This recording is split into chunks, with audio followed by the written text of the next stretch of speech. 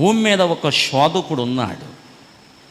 ఒక దుర్బుద్ధి కలిగిన వాడు, ఒక శోధకుడు, మానవ జాతికి నెమ్మది లేకుండా చేసేవాడు, మానవ జాతిని సుఖంగా బ్రతకుండా చేసేవాడు. ఒక శోధకుడు భూమి మీద ఉన్నాడు. ఏమండి, అతడు ప్రతి మనిషిని ఏం చేస్తాడు చెప్పండి? శోధిస్తూ ఉంటాడు అన్నమాట. సరిగా బ్రతకనివ్వడు.